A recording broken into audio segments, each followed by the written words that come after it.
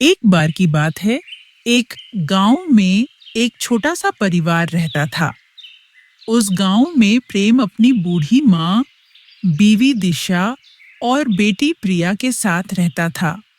वो सब हंसी खुशी रहते थे, लेकिन उनकी जिंदगी में एक ही चीज की कमी थी, और वो ये कि उनकी बेटी प्रिया बहुत बीमार रहती थी।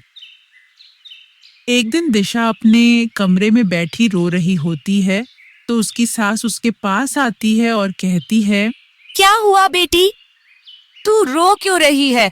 माँ, हमारे जीवन में किसी चीज की कमी नहीं है।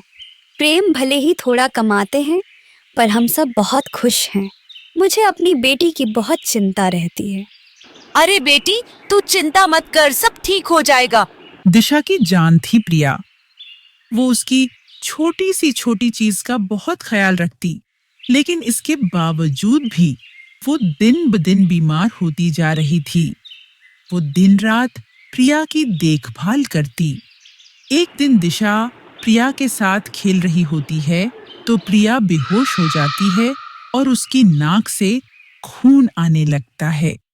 प्रिया, मेरी बच्ची, क्या हो गया मेरी बेटी को? दिशा की चीख सुनकर प्रेम और उसकी माँ जल्दी से वहां आ जाते हैं। ये क्या हो गया प्रिया को? हमें जल्दी से इसे अस्पताल लेकर जाना होगा। प्रेम और दिशा जल्दी से प्रिया को अस्पताल लेकर जाते हैं। डॉक्टर प्रिया को एडमिट कर लेते हैं। हमें बच्ची के कुछ टेस्ट करवाने होंगे। ऐसा क्या हो गया मेरी बच्ची को? आप कुछ भी करो, बस मेरी बच्ची को ठीक कर दो डॉक्टर साहब। डॉक्टर प्रिया के कुछ टेस्ट करते हैं। रिपोर्ट आने के बाद पता लगता है कि प्रिया को ब्रेन ट्यूमर है। डॉक्टर प्रेम और दिशा से बात करते हैं। प्रिया की रिपोर्ट्स आ गई हैं, उसे ब्रेन ट्यूमर है। वो बिल्कुल ठीक हो जाएगी, बस हमें उसका ऑपरेशन करना होगा। हाय राम, मेरी प्रिया, बस आपका उसका जल्दी से ऑपरेशन कर दो। मेरी बेटी को ठीक कर दो। वो बिल्कुल ठीक हो जाएगी। आप ऑपरेशन के लिए 10 लाख जमा करवा दो। आप जल्द से जल्द पैसे जमा करवा दो, उसका ऑपरेशन बहुत जरूरी है। 10 लाख? हमारे पास तो 50,000 भी नहीं है। डॉक्टर प्रिया को डिस्चार्ज कर देते हैं। प्रेम और दिशा प्रिया को घर ले जाते हैं। दिशा का रो रो कर बुरा हाल होता है। वो सारा दिन प्रिया को देखकर रोती रहती है। एक रात दिशा को बहुत घबराहट होती है, तो वो ताजा हवा खाने बाहर जाती है। चलते चलते वो बहुत दूर आ जाती है। वो चलते चलते थोड़ा थक जाती है और एक बरगद के पेड़ के नीचे बैठ जाती है और प्रिया को सोचकर फिर से रोने लगती है। हे भगवान, मेरी प्रिया को क्या हो गया? मैं मर जाऊंगी। मैं कैसे रहूंगी उसके बिन? जिस पेड़ के नीचे बैठकर दिशा रो रही होती है, उस पेड़ पर एक चुड़ैल रहती है। ये औरत क्यों पागलों की तरह रो रही है और मुझे परेशान कर रही है? लगता है इसे अपनी जान प्यारी नहीं। दिशा रोए जा रही होती है, तो चुड़ैल गुस्से में पेड़ से नीचे उतर आती है और गुस्से से कहती है, अरे तू कौन है? क्यों पागलों की तरह रोए जा रही है? लगता है तेरा मरने का दिल कर रहा है। हाँ, मुझे मार दो। अपनी बच्ची के बिन मैं मर ही जाऊंगी। क्या हुआ तेरी बच्ची को? उसको ब्रेन ट्यूमर है। उसका बहुत बड़ा ऑपरेशन होगा, पर ऑपरेशन के लिए हमारे पास पैसे नहीं हैं। हम तो गरीब लोग हैं, कहाँ से लाएंगे पैसे? चुड़ैल को दिशा की दुख भरी कहानी सुनकर बहुत तरस आता है। तू चिंता मत कर, मैं तेरी मदद करूंगी। तू पैसों की चिंता मत कर। तू घर जा और अपनी बेटी की देखभाल कर। ठीक 1 हफ्ते बाद इसी जगह मिलना मुझसे। मैं तुम्हारी सारी परेशानियां दूर कर दूंगी। दिशा को समझ नहीं आता कि वो एक चुड़ैल पर कैसे विश्वास करे, पर उसके पास कोई चारा नहीं होता। वो अपने घर जाकर सो जाती है। इधर चुड़ैल सुबह होने का इंतजार करती है। सुबह होते ही चुड़ैल एक गरीब औरत में बदल जाती है, जिसके कपड़े फटे होते हैं। उसके बाद वो रेलवे स्टेशन पर जाकर भीख मांगने लगती है। मुझे पैसों की बहुत जरूरत है, एक बच्ची के इलाज के लिए। मुझे कुछ पैसे दे दो। नहीं नहीं, मेरे पास कोई पैसे नहीं है। वो एक एक करके सबके आगे हाथ फैलाती है, पर उसे कोई पैसे नहीं देता।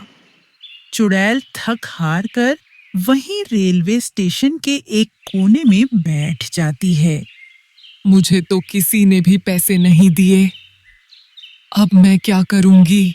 चुड़ैल वहां बैठी बस उस बच्ची के इलाज के बारे में सोच रही होती है और सोचते सोचते वो गुनगुनाना शुरू कर देती है।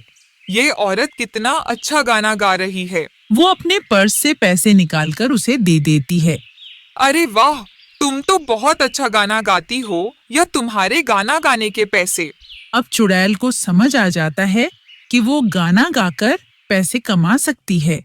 फिर वो गाना गाना शुरू करती है।